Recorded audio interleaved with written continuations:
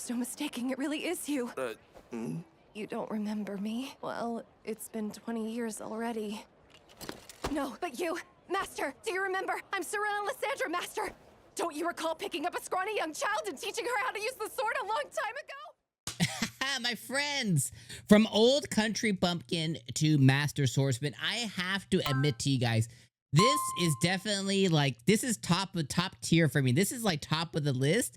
This episode 1 was awesome. The really cool thing too is if you guys have an Amazon Prime subscription on this series, it's also dubbed. So I know if you were to take to the high seas, there was only like the subbed versions, but I went over to Amazon Prime and it's actually dubbed as well. So if you're like me who fancy the dubbed experience, you can have it with this too. I'm sure on the high seas, it'll be updated to where you can watch the dubbed as well. I'm just letting you guys know that more than likely, you or your family probably have a Prime subscription. So it's just an easy way to watch the show, in my opinion. That's how I watched it today.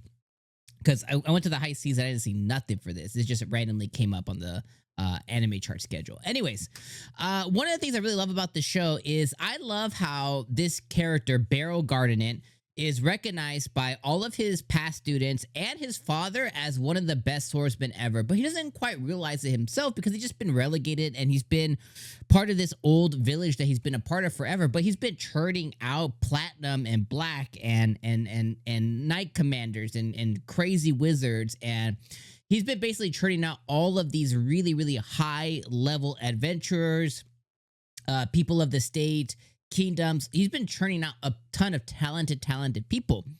So much so that one of his past students comes to take his place as an instructor, and this was a very successful platinum rank adventurer at some point. So he's been turning out tons of extremely talented people, and the key factor to that is him. It's because he is so talented, he is such a teacher, he's able to teach so well that these students were able to take what they learned and make it their own and become highly successful. And they all attribute their success to one person, which is this Beryl Gardenen dude. So one of his past students comes, and she is a commander of the Royal Knights, and I guess they need a teacher. So she comes and says, hey, I need to go get my past master out of this backwater village that he lived in. He is the most talented person I've ever witnessed in my life. And this same statement is backed up by 3 or 4 of his past students, including the platinum rank adventurer that came to take his spot while he's away. They've all said, and included at the end as the platinum rank adventurer is talking to his dad, he's like, I've traveled all over the world, and, you know, he says all across the lands, right? You know, that it's hard to say exactly, but he's like, I've traveled all over, and I've never seen anybody as talented as my master Beryl. And his dad goes as well too. He's like, I think his dad realized, like, my son just doesn't get it. He just doesn't understand his level versus others. He thinks that he's just this like mediocre old man who does pretty well at teaching, but he's actually extremely talented. He's like, I've been waiting for an opportunity for him to get the F out of this village and go show the world what he is and who he is. So it's a perfect setup for him to come and realize that he is in fact the sword master. And I love how his past students set this up for him. There's also gonna be maybe a little bit of romance here too, you know, because definitely the royal commander girl, I don't remember what her name is. Hold on, I'll try and find out right now. I think her name was Alucia. Hold on, let me go take to my anime list because I suck with names. I think her name's Alucia, who is the past royal commander. Yeah, okay, yeah, I got it right, yeah. Her name is Alucia.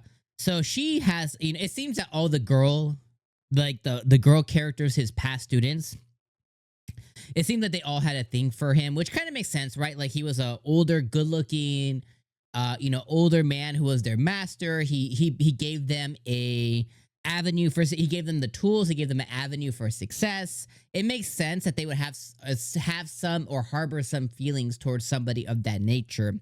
But it seems that Alucia took it to another step, and then we also came across a black rank adventure, which I'm not sure if that's above platinum or right before platinum, I'm not really sure. But this other character, her name is Serena, and she is the fiery six-pack, she's top tier. Apparently 20 years ago, Beryl found her and found her as like a really malnourished kid who was, I don't know exactly the nuance behind it, but he came, he found her, he kind of nursed her back to life, and then he gave her the opportunity to learn swordsmanship, and she's now highly successful, which I think is really cool. And then he also met somebody else called I think her name is Serena, or Serena, no, hold on, I suck with names, man. Her name is Karuni. And she was also a past student of his as well too. She also works for the Royal Knights as well.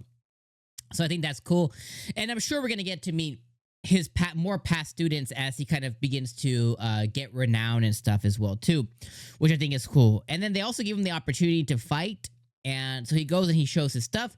And he basically embarrasses the second in command of the Knight Commanders as well too, by simply using his knowledge and what he has. And once again, he doesn't quite grasp. He thinks that they set it up for him. They think that, Beryl thinks that between Alucia and the second in command, they set up like a show for him to show. That way he gets some kind of like confidence from the other trainees.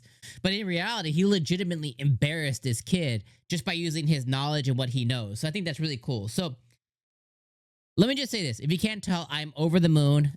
I love the shows that have older characters. For me, it's really big, because I'm okay with the high school students, with the 15, 16, 17-year-old, I'm cool with that. I totally get why, once you're old, you got back pain, so you can't exactly go be a hero. But I love the shows that actually have older characters. One, I can see myself in them a little bit because I'm, approaching, if not middle age already myself. So that, that's a thing. I can kind of like, oh yeah, okay, I kind of see myself in this guy. He's probably maybe 5 years older than me, if even. So I love that, being able to see it. And I like when you have shows that revolve around adult characters. Even though it's a fantastical setting and it's a fantasy world, the reality is probably most of us, watching this, again, me, much older, I'm much older. But, most of us watching are probably adults. Some of you guys might still be in high school, maybe a little bit younger. And that's cool. But I think most of us watching are adults. So, it becomes kind of one of those things to where as you get older and older, trying to find common ground with some kid in high school, it becomes harder and harder as you hit 20 and 25 and 30 and 35 and 40. It becomes harder and harder. You're like, oh my God. But when you see an adult character, it's one of those things that's really cool. So this kind of got pushed up a little bit, but then the show was actually extremely good. So it's like it put it up to there. So really, I think this was like an 8.5 out of 10. I don't want to say a 9.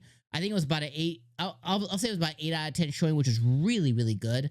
But I'm really looking forward to more Country Bumpkin and Master Swordsman. This was already on my list of things to watch, and I'm so happy that it came. It's dubbed, and it was a really fun watch. So let me know what you guys think in the comments down below, and I'll see you in the next one, my friends. Peace out.